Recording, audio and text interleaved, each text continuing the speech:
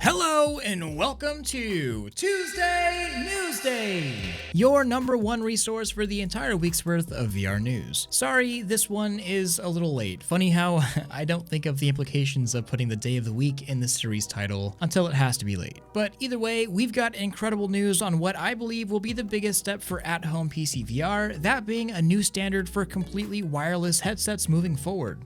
I'm also gonna halt a bit of the hype train on the HP Reverb, just a tad. That and much more. It's a good week, so let's just get right into the news. So first off, I am more than happy to report something pretty insane, actually. This is what the typical growth curve for VR has looked like, at least in terms of PC VR users on Steam. According to these Steam charts, over the past 4 years, VR has been growing slowly at a somewhat constant pace, and that's cool and all, until Half-Life Alyx dropped. Within the span of 2 months, VR users jumped from around 1.2% of all Steam users to nearly 2%. And those may sound like small numbers, but considering Steam has 90 million monthly users, a jump of 0.8% not only almost doubles the previous numbers, but adds practically 750,000 new VR users. Now that was all exciting news last month for sure, but that giant spike in VR users was in April, and I was fully expecting the number for May to sharply decline. Of course, I was expecting every tech news outlet out there to come back with VR is dying after declining numbers post Half-Life Alyx, but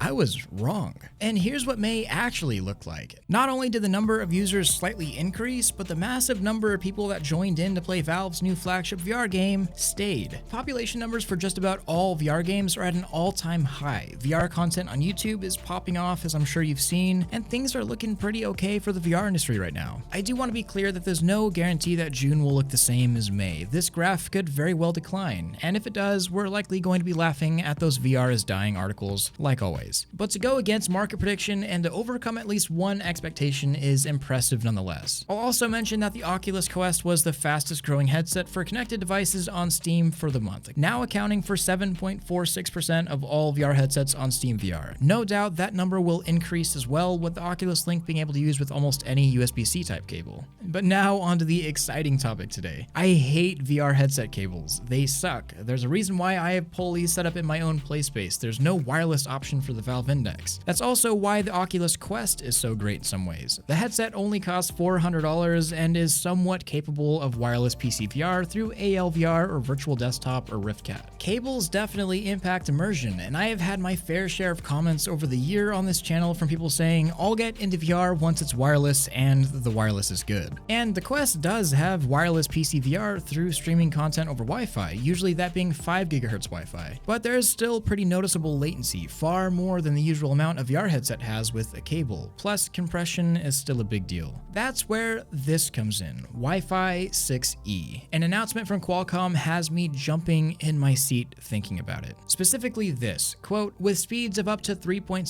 gigabits per second and VR class latency of less than 3 milliseconds, end quote. To give you a solid idea of how much of an improvement that is, in Virtual Desktop streaming to the Quest, right now you could expect anywhere from 30 to 70 milliseconds of latency. Compare that to 3. Of course, the numbers aren't exactly that simple, but I'll get into that in just a second. This is all done with Qualcomm's new Fast Connect 6900 and 6700, making their way into chips in the future. I will mention this is a feature that will likely make it onto future headsets. This isn't something done retroactively, unless some additional component is added to existing headsets, which I don't see happening. This, however, may mean that something like the Quest 2 could have Wi-Fi 6E support, or a competitor's headset will have 6E support, making the definitive future of VR, especially standalone VR with PC VR support, wireless. No more need for Oculus Link being a physical connection via a wire. Mind you, the compression techniques that Oculus has been working on to get full PC VR games to display on the Quest via Link on even a USB 2.0, a comparatively super slow standard of only 480 megabits per second at its maximum speed, is theoretically the same as sending that information wirelessly. I mean, looking at the two standards side by side in this infographic shows just how much more capable 6E is than 5 GHz Wi-Fi, more efficient traffic management, higher bandwidth capacity, and lower latencies than we had before. Now, I know people will bring up the Vive wireless adapter or a TP-Cast, which I actually have a big video coming on the Vive wireless adapter soon, but the fundamental idea between the two methods of wireless are different here. If you're ever on your Oculus Quest playing a PC game using the wired link, and it feels like there's more latency than when you were using an Index or Rift S, it's because the time it takes for software to compress the data small enough to be sent over a single USB-C cable is usually longer than it takes to actually send the data. Same goes for wireless. That's why the Vive wireless adapter feels so good and has low latency. The crazy 60 GHz WiGig that is used there is sending a full HDMI quality signal with very little actual compression. The middleman per se is cut out and the signal is sent brute force through a massive bandwidth wireless connection. And that's where Oculus comes in with their ever improving compression techniques and lowering of latency induced by the video compression pipeline. To put it simply, the key to good wireless VR is to get faster at compression, and then you could send that over a lesser connection. Combine that all with Wi-Fi 6E and the future is really clear. Fast, good-looking, low latency wireless VR. In my opinion, that's the cornerstone to VR becoming easier to use and more immersive in general, which will lead to more users at the end of the day. Drop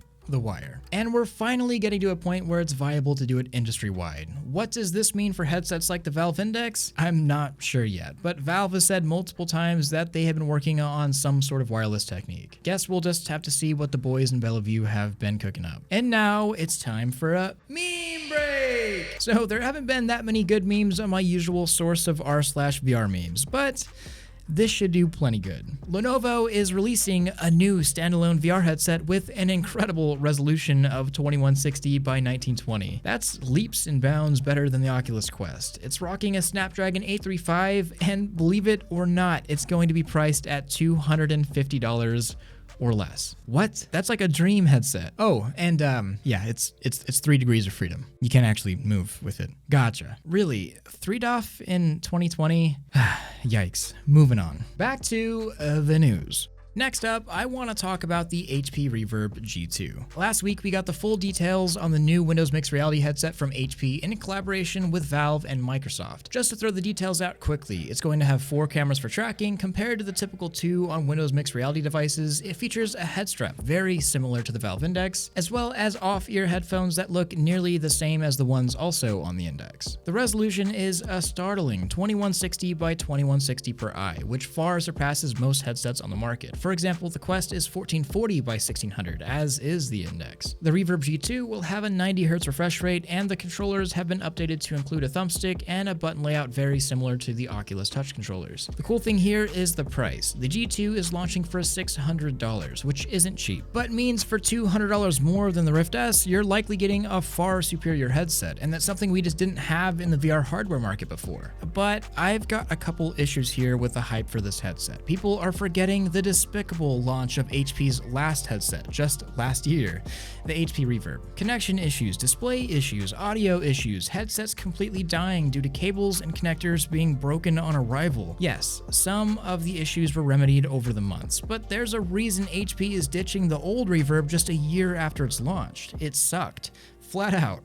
It's general consensus that the headset was really best used as a sim racer headset, because then you really didn't have to move around much and, it wouldn't break. And the tracking was not exactly anything to write home about.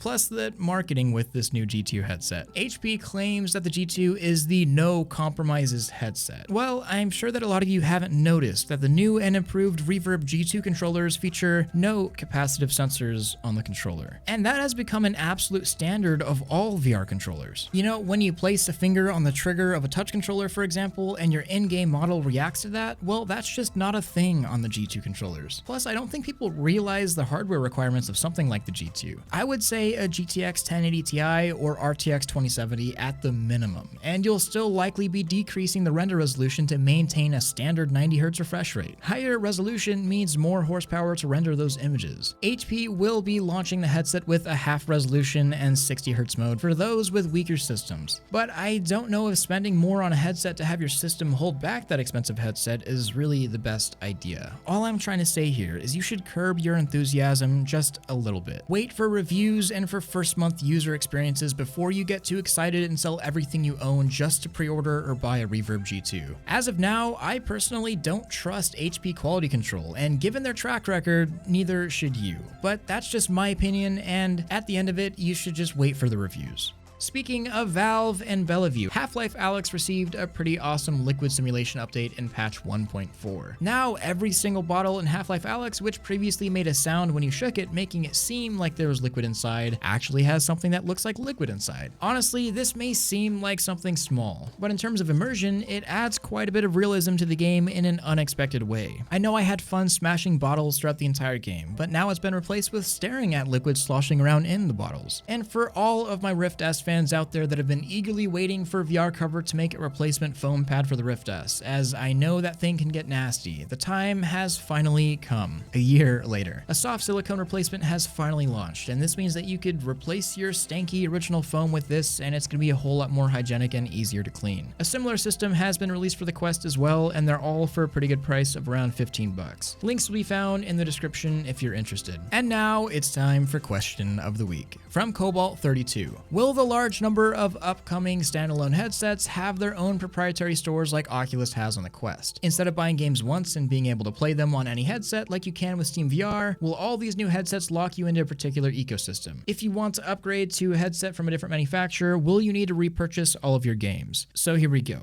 I have no for sure answer on this, but my best guess is that the standardized nature of these headsets, all falling under Qualcomm's industry standard approval, will have a store that spans most of them, if not all. Similar to Apple's App Store covering all iPhones, thinking of the Oculus Quest and Oculus Store, and Google's Play Store covering all Android phones, even from different makes and models. The system for these headsets moving forward will likely be very similar, so if you go from an IQ IYI to something like a Razer Eyeglass XR, not saying that's a thing by the way, you'll likely be able to carry over your purchases on an account basis. Of course, none of this is for sure, it's speculation based on market prediction, but I can't imagine it being any other way, even if it takes a few years for it to happen. Make sure you leave your own question of the week below. I may just be answering yours next. Could be about anything. And that's the week's news. I will be streaming today on Twitch, so stop on by and say hey. Updated scheduling on that will be on my Discord server. I want to thank all of my Patreon supporters, especially my Omegas like Very Evil Shadow, Zimph, Julian, Benji, and Studio Form VR. I couldn't be doing any of this without you. Don't forget to like this video if you loved it, subscribe if you want more of this, and hit that freaking bell if you just can't live without it. Much love, Thrill out.